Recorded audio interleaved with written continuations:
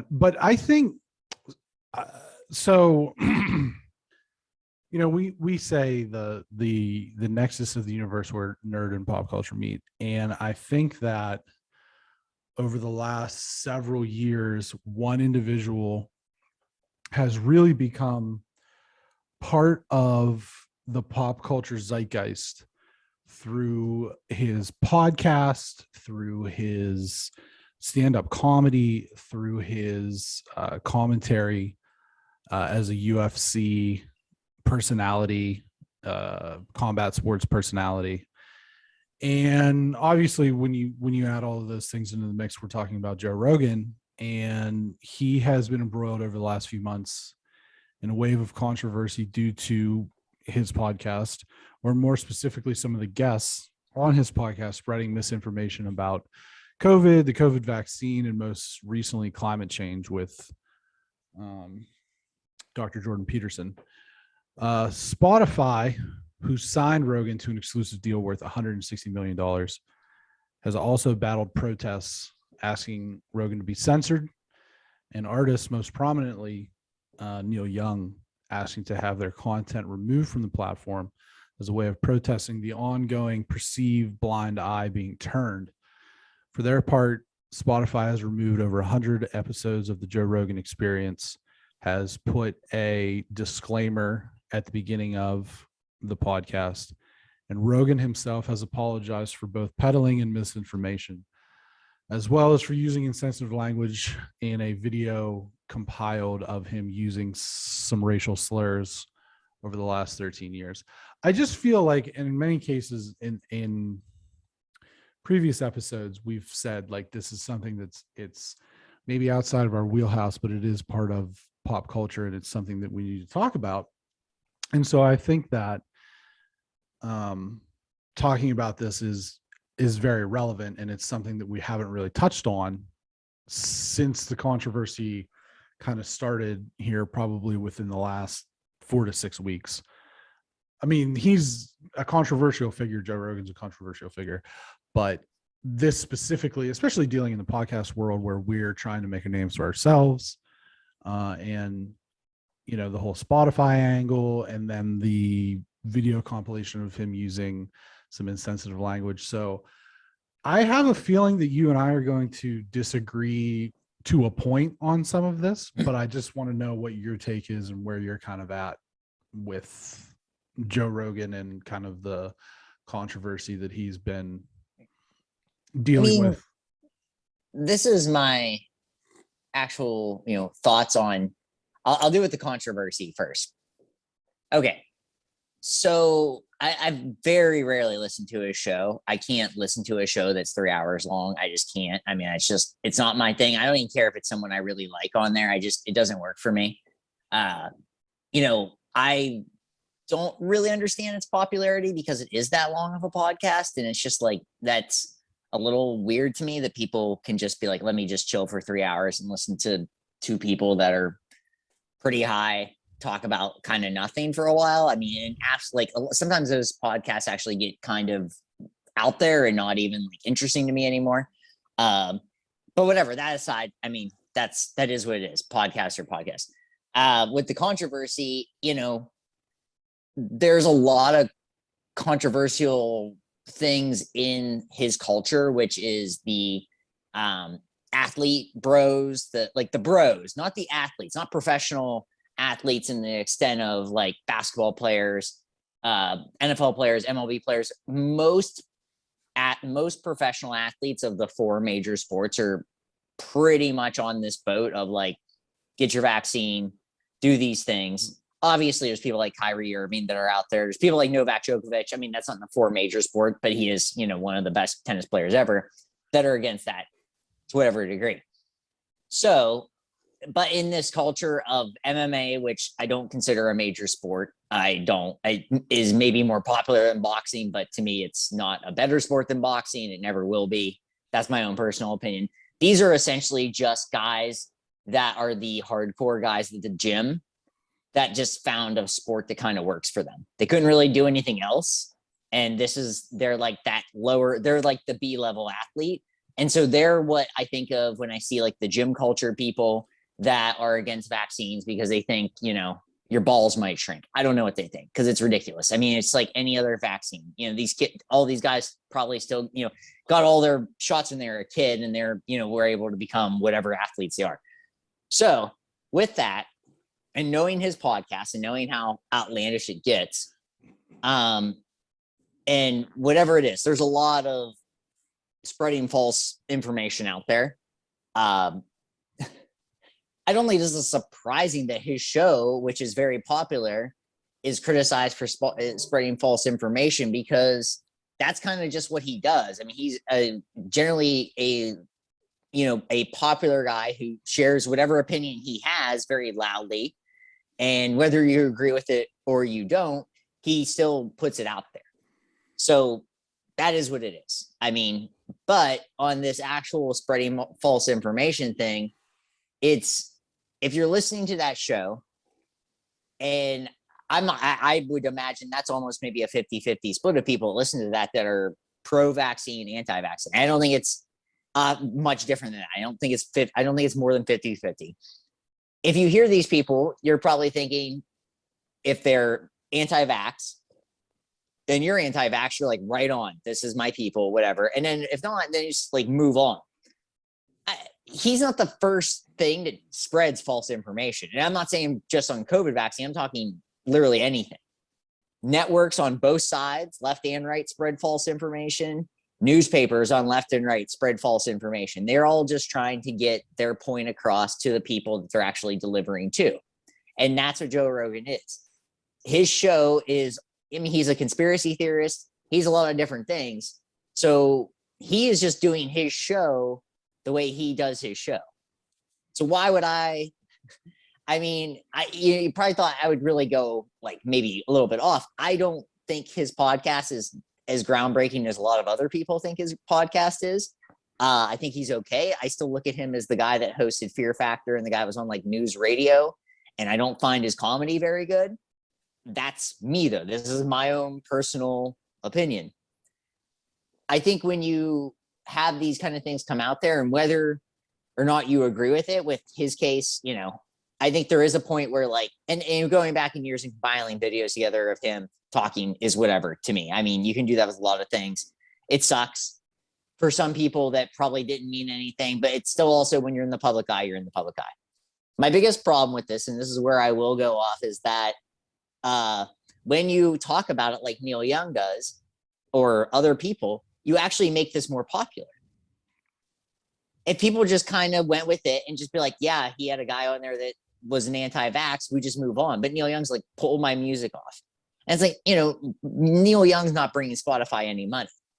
So him coming out there and being a popular musician just brings us into more of the zeitgeist than it even needs to be. I mean, for me, the Joe Rogan podcast is something that's very popular. I never hear anything from it. That's like one of those things where his podcast gets, how many millions of listens, but I never hear anything because I don't look for that. And then my feed is nothing but filled with this for like 4 days. And so when you go anti something like this, that's this popular and you're a popular figure, you're actually kind of promoting him in a weird way that you don't even realize that you're doing. So my biggest problem is that people are actually helping him by thinking they're hurting the system. And it's like, that's a problem. For him, like I said, I mean, I wish our show was as popular as his, but also I don't necessarily think he believes half the stuff he says. I think he's one of these people. So that's where I'm at with him and his show and this controversy. I think so. When I had longer drive times, I wouldn't listen to every episode, but I would listen to episodes with guests that I found interesting. Mm-hmm. And if you really if you get into, he has a lot of comedians on, he has a lot of people from the combat sports realm. I don't listen to any of those. I don't really listen to any of the ones with other comedians, outside ones that I have an appreciation for. But I do like when he gets into some of the more different, like scientific people. He's had Neil deGrasse Tyson on a few times. Mm-hmm. I'm a big fan of when he has Sam Harris on. I do like those conversations, but if you really weed through that, you'll find instances where Rogan says, he's like, look, I'm just a monkey. I don't know anything. Right. You know? And I think that the real issue here is that he said this in one of his, because he made 2 apologies, one for the racial stuff and then one for the misinformation thing.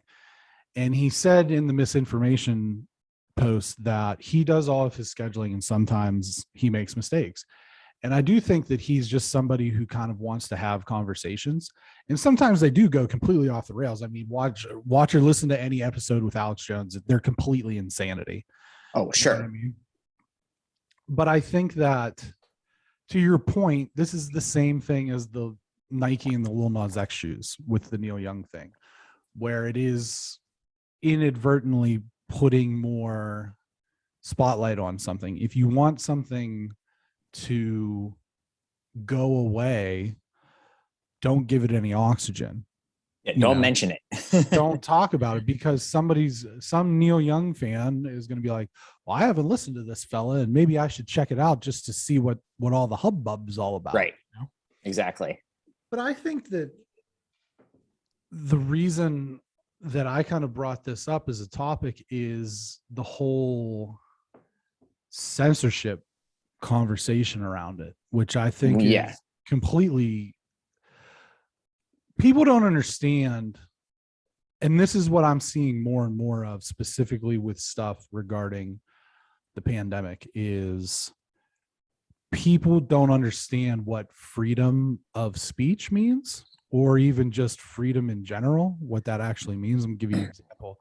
The Benedum Center in Pittsburgh, Cultural Arts District, has said that they have a vaccine policy where you have to show proof of vaccine or a negative test within 48 hours.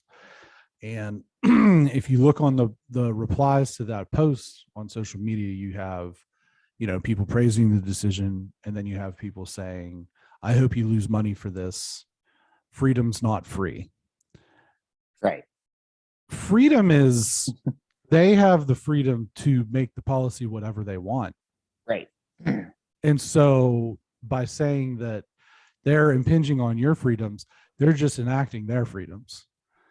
And I think that this is something, same thing with Rogan, is people want to censor him. They say he's a menace to public health. If you're getting your health guidance from Joe Rogan in the first place, like, that's a you problem. That's not, you know what I mean? And I think that, like I said, I used to be probably at least a once, maybe twice a week listener when I had a longer drive. And then I got a shorter drive and I just kind of fell out of it. Like, you have the choice to just not listen. You have the choice. Right. If you want to show with your wallet, you have the choice to unsubscribe from Spotify. Like, you don't have to make a political campaign about it. And that's the thing that bothers me, is everything now gets politicized in some way. The Indians changing their names to the Guardians was politicized. The vaccine is politicized. Masks are politicized. Podcasts, this Jabroni's podcast is politicized. I mean, everything and comes down to that. To go with the freedom of speech, as someone who did this for a living and dealt with it, there is a degree of freedom of speech, and it's a freedom of speech to a degree, and there is the idea of not spreading false information, which is what had happened. But and he apologized for it, and that's fine. 2020 hindsight, is that's what it is. But sure.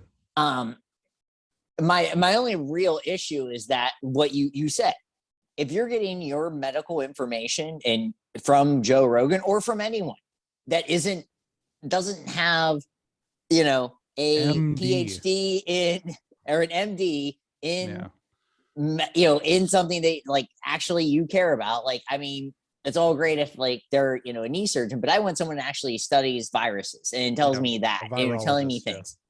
And or have read some actual medical research and data. You're dealing with a lot of different things. I mean, you can be a lot of different things and be pretty accurate on what you're doing with this. And so I don't blame Joe Rogan on this sense. It's hard. It'd be so stupid to be like, let's blame Joe Rogan. In a sense, it's blame the people that listen to him for thinking he's a doctor. Right. Thinking that like you said, he admits that he doesn't know anything. Right. And in fairness to him, that's really good. But the problem, and this is where I will actually say, is he also knows that he has an influence, this major influence. Yes. One of the higher influences in the country. And whether he thinks he's dumb or not, some people literally take his word as gospel and his show as gospel. And so there's a responsibility. Yeah. It's a Spider-Man thing. With great power comes great responsibility. And that's the problem that I have with him in general, is that I think he kind of plays the dumb card sometimes when it's not like his show is newly popular. Right. It didn't come out, he's been popular for many, many years. Right. And so he kind of comes out, to me, he's almost apologizing just because like he knows he has to and not because he wants to. And this is his like, he just doesn't, I don't think he gets it. I really don't think he gets it. And that's the problem that I have with him, is I actually do think he's dumb. He admits to being dumb, but I actually think he is dumb. And it just kind of worked in his favor to some degree, where he being dumb is different than being stupid. Right. That's a big thing. You can get straight A's. You can graduate with have a PhD in anything and be dumb. Right. I think that's what he is. I don't think he sees more than what is in his view. Right. That is the thing. I mean, we've talked about different people. It's just like they're in their own little bubble. He's in his own little bubble. Doesn't mean he's not smart. I mean, I bet he's very smart. Well, yeah, you don't make the career that you make, right, that he has made, without having at least some intelligence. But for him to be like, oh my God, I can't believe my show did this, is dumb.